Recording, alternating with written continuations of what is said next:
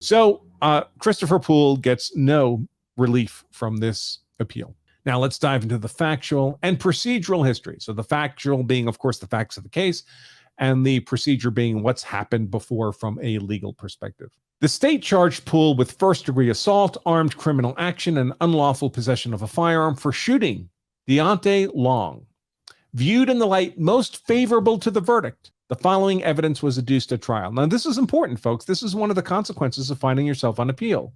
At trial, the jury's deciding how to view the evidence. There's obviously contesting narratives, contesting stories built on the building blocks of evidence. Everybody has the same evidence, but the prosecution is building a story of guilt based on those Lego building blocks of evidence, and the defense is building a narrative of innocence, or at least of not proven guilty beyond a reasonable doubt from those same building blocks of evidence.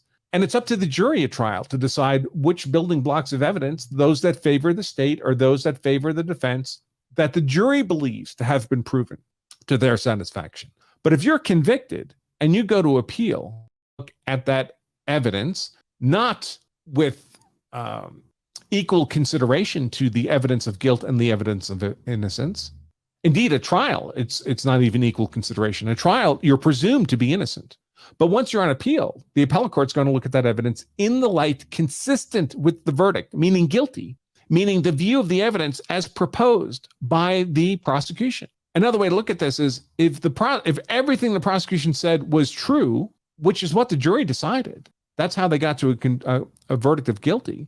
If everything the prosecution said was true, how should the Court of Appeals view the outcome of the trial and the judge's decision-making? That's a very weak position for the appellant, obviously. It's not where you want to be. That's why, again, appeals are for losers. So back to the facts. On January 5th, 2021, so by the way, January 5th, 2021 is the event, the shooting. And this appeal was decided 2 weeks ago. So only a little more than about 2.5 years after the event, we already have an appeal decided. So he's gone through the trial, got convicted, and now he appealed, and his appeal was heard, and the appeal was decided in 2.5 years. That's pretty quick. On January 5th, 2021, Long and Rob, so these are two basically victims in this case, were at a bar with Brittany Fisher.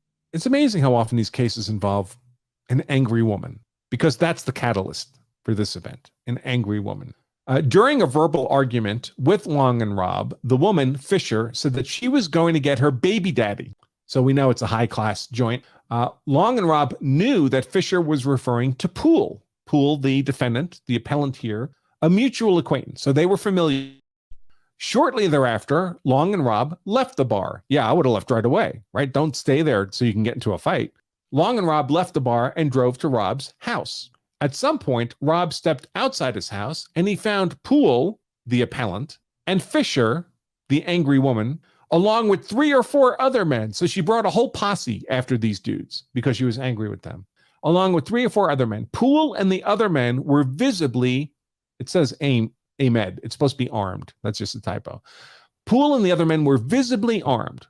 So Poole and these other men, because the angry woman induced them to do this, goes to this dude's house armed, visibly armed with guns, as the facts will show. When Rob, the homeowner, told them to leave, Poole asked Rob why Long had put his hands on Fisher. Rob denied that Long had ever touched Fisher. Despite multiple requests from Rob, Poole and the others refused to leave. Eventually, Long, the person accused of inappropriate conduct towards the angry woman, stepped outside, and Poole, the defendant, appellant, accused Long of hitting Fisher with a bottle. You think there would be physical evidence of this? You think there was any physical evidence of this? No. Which Long denied. I never hit her with a bottle. So first it was he put his hands on the angry woman. Now it's he hit the angry woman with a bottle. Is that the kind of story you might hear from an angry woman? Something that appears to be disconnected from reality?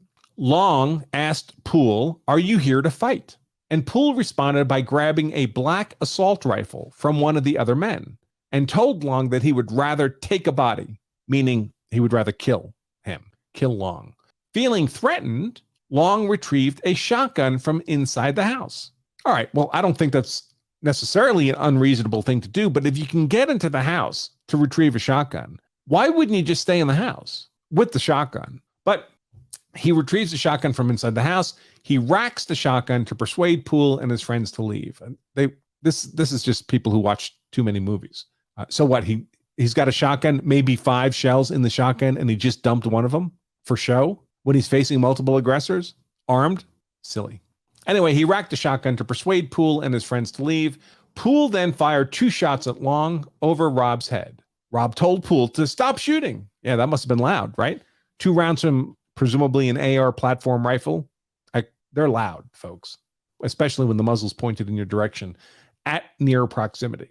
Let's see. Poole moved around. Let's see. Fired 2 shots at Long over Rob's head. Rob told Poole to stop shooting and tried to push Poole into his car. Long racked the shotgun again. So he dumped another shell? You've just been shot at, dude.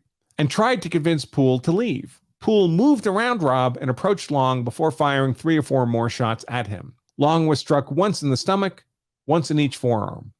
He dropped the shotgun, ran inside to call an ambulance. Long never fired the shotgun or pointed it at anyone. Poole, the shooter, fled the scene alone in a newer model smoke gray Jeep Cherokee with dark tinted windows. Notice all the detail, folks. This detail is relevant here. They call this the Jeep. When police arrived, Rob told them what had happened and gave a description of the Jeep. About 30 minutes after the shooting, St. Louis County Police Officer Timothy Lally saw a newer model smoke gray Jeep Cherokee with heavily tinted windows parked at a gas station. A black male was standing next to the vehicle pumping gas. The gas station was within 3.5 miles of Rob's house. So what do we have? We have a vehicle that matches the description of the vehicle that fled around the same time frame of the shooting, half an hour later, within reasonable proximity of the shooting. So the officer, who presumably has a report of the shooting and a description of the vehicle, in fact, he says the officer confirmed the description of the Jeep matched the vehicle he was observing. Now, does it have to be exactly, in fact, the same vehicle? Or is the matching description, the proximity and time and distance to the location of the shooting, sufficient to create reasonable suspicion to justify a stop of the vehicle? Obviously, there's enough here for reasonable suspicion. It's a suspicion based on articulable facts, tying the vehicle to a criminal event. So when the Jeep started to drive away, Officer Lally pulled in behind it and activated his lights and sirens. So what's a normal, inoffensive Jeep do under those circumstances? You pull over, right? You comply with the stop. What did this Jeep do? Well, not that. The Jeep accelerated at a high rate of speed with Officer Lally in pursuit. Officer Lally was driving a fully marked St. Louis County patrol vehicle.